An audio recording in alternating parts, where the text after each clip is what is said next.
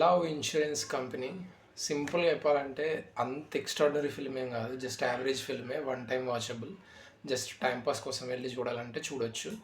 But సినిమాకి వచ్చరికి cinema idea ఏదైతే ఉందో అది totally brilliant. In fact it's a good idea, it's not a bad idea.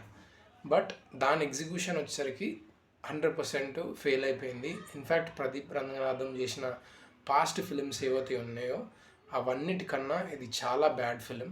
అవి చాలా బ్యూటిఫుల్ ఫిలిమ్స్. సో దాని కంపారిజన్ లెవెల్లో చూసుకుంటే ఈ ఫిలిం అయితే అంత బాగా లేదు, అది మాత్రం కన్ఫర్మ్. అండ్ కాన్సెప్ట్ వచ్చేసరికి మాత్రం concept is a very good concept, but కాన్సెప్ట్ని కరెక్ట్ ఎగ్జిక్యూట్ చేయలేకపోయినారు ఈ సినిమాలో.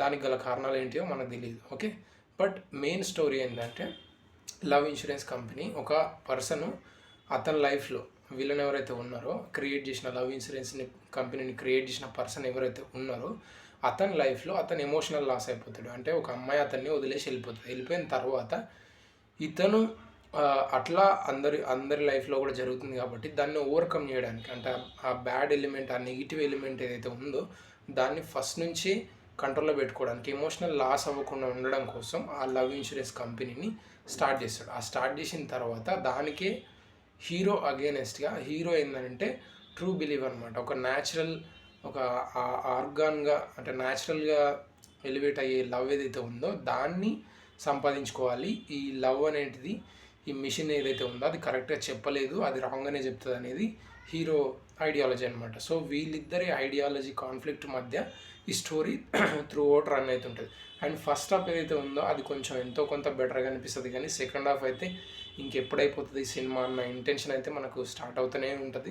ఇన్ఫ్యాక్ట్ ఎండింగ్ కూడా అంత బ్యూటిఫుల్గా ఏమి ఉండదు. ఆబ్వియస్లీ మనకు తెలిసిన ఎండింగ్ అట్లనే ఉంటుంది.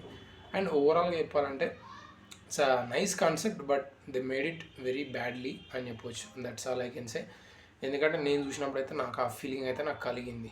అండ్ యాక్టింగ్, డీప్ ఎమోషన్ ఏదైతే ఉందో దాన్ని కరెక్ట్గా తీసుకురాలేకపోయినారు.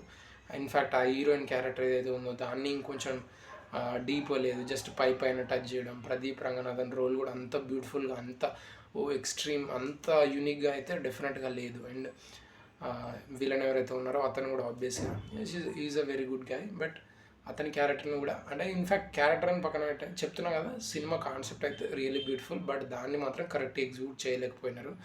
టైంపాస్ అయితే వెళ్ళి చూడొచ్చు 100%, బట్ 100% బ్యూటిఫుల్ ఫిలిం చూడాలంటే మాత్రం this is not the good film. That's it. అది చూడాలా వద్దనేది ఇంకా మీరు డిసైడ్ చేసుకోవాలి, ట్రైలర్ చూసి, పోస్టర్ చూసి. That's it. Thank you for watching.